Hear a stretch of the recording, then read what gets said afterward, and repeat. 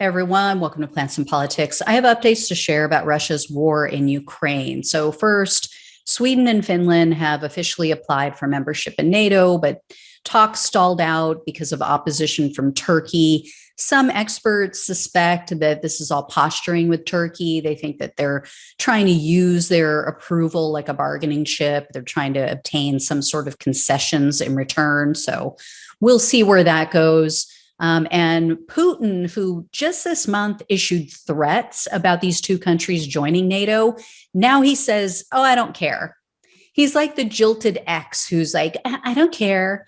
I don't care if you date my best friend, whatever, like it doesn't bother me. It was also just reported that the $40 billion aid package passed by the Senate is now on the way to the president's desk for his signature. It was also already passed by the House. 11 Republican senators voted against the aid package. They primarily cited costs and lack of accountability. Now, the latter does concern me as well, to avoid our weapons ending up in the hands of enemies, terrorists, other violent extremist groups, as in the past. We do need to know exactly what's being supplied, and we need to have a way to track it. However, the argument about, oh, how are you going to pay for that? How are you going to pay for that? It's so overplayed.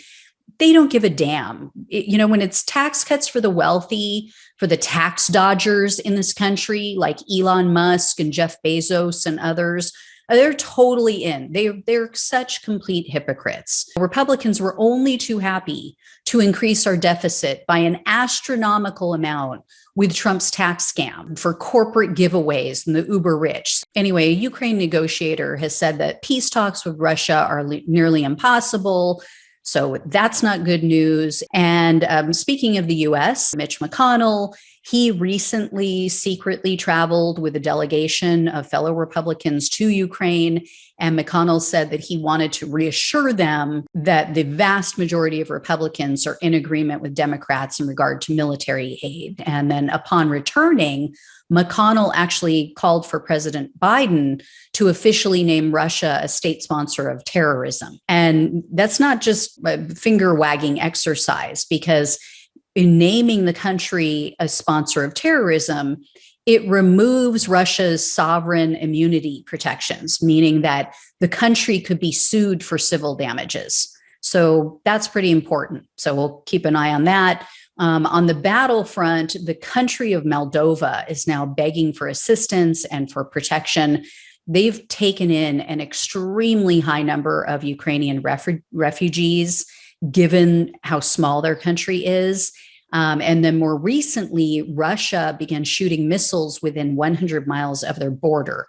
So they're very concerned. And the country was already under really great financial stress because one of their only sources of revenue has been completely destroyed. They're an agricultural country, and their economy is largely dependent on exporting fruits and veggies. They would export them to Russia via Ukraine. So you see how that could be a major issue. In other battlefield news, Ukraine took out an entire Russian battalion, they're saying, and their military equipment as well. They were attempting to cross a bridge in the Luhansk region, and Forbes magazine estimated that approximately 1,000 Russian troops were killed and 50 Russian tanks were destroyed. And British intelligence stated that nearly all of that battalion's armored vehicles were taken out. That could be why a Russian military analyst, part of the reason, he just said basically the unthinkable. He went on Russian state TV and told the truth. I won't even try to pronounce his last name, but he's a Russian defense analyst named Mikhail. And he told a Russian state TV audience, quote, "First of all, we shouldn't take information tranquilizers because sometimes information is spread about some morale and psychological breakdown in the Ukrainian armed forces, which are allegedly on the verge of some kind of crisis of morale and so on. All of that, to put it mildly, is false." He also admitted that the U.S. assistance is working, and he stated, quote, 1 million armed Ukrainian soldiers needs to be viewed as a reality of the very near future. And we need to take that into account in our operational and strategic calculations, that the situation in this regard for us, frankly, will get worse. I don't imagine we'll be seeing him alive ever again, but Russian soldiers are also now being put on trial for war crimes. The first man to go on trial is a 21-year-old soldier. I'm going to try to say his name, Vadim Shishimarin, I believe is how you pronounce it. He was accused of killing an unarmed 62-year-old civilian.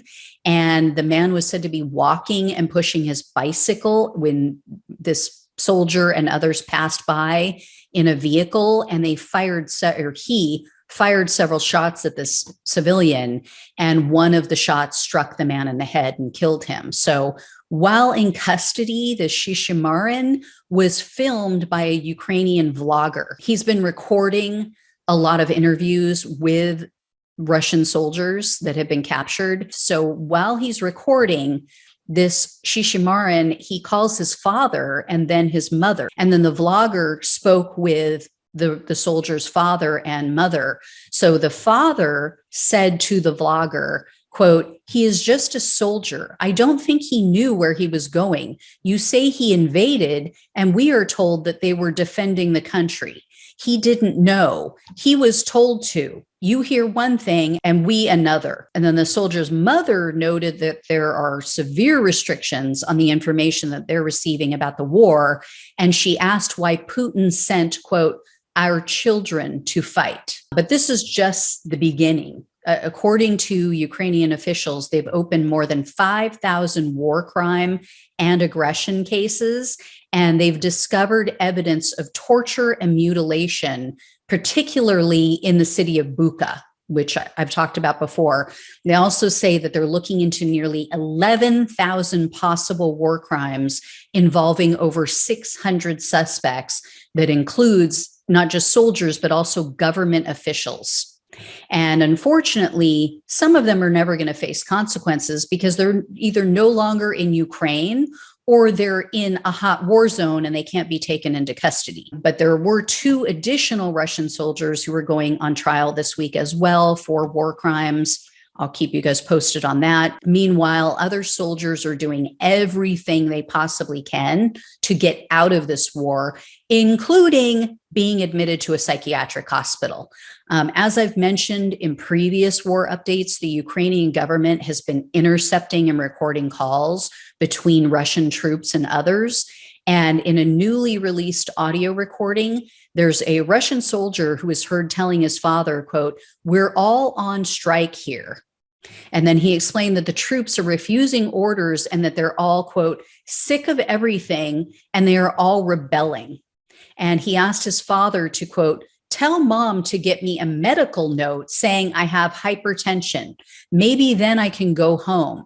They already sent some others back." So then the soldier's mother got on the phone and she told her son that one of her friend's sons, quote, basically he came or he was brought out of there and he said, "I'm not going any further in the army," and that he would hide. She goes on to say that the mother of this other soldier checked him into a psychiatric hospital. The first soldier on this call asked the mom, how did he do it? How did he get out? And then he tells his mom, quote, "They're saying that in Donetsk, find out about this if you can. They're bringing guys like us to Donetsk. They are forcing them to sign contracts, even torturing them. They threaten them with some law and force them to take an oath and sign a contract." And he told his mom that an acquaintance had contacted an attorney, quote, "because they illegally pulled us all in." Then in another recorded call, there was another Russian soldier who told one of his relatives that they're so ill-equipped that the Chechen militants who are fighting alongside of them are mocking them for it.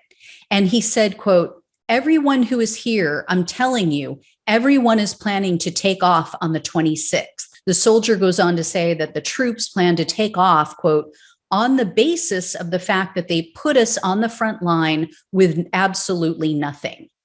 And he said that they have no equipment, and what they do have is ancient. The soldier claims that the snipers were given rifles from 1945. And then what's more, he claimed that the battalion commander and the staff colonel were planning to leave with the troops. And he told his relative, quote, "It's not desertion because we shouldn't be on this territory. We crossed the border as 200s. We're not actually here. So if they say I'm a deserter, fuck off. I'm not here. Prove otherwise." Evidently, 200s is a Russian term they use, the military uses, and it refers to those killed in battle. And then in another recently intercepted call, it was revealed that Russian soldiers are purposely injuring themselves so that they can be sent home. But Russia has now apparently installed spies. And if you're speaking out against the war, they will then send you to the most dangerous front lines in Ukraine. Anyway, guys, I'll let you know when I hear more. Thanks so much for watching and listening. Take care. I'll talk with you soon.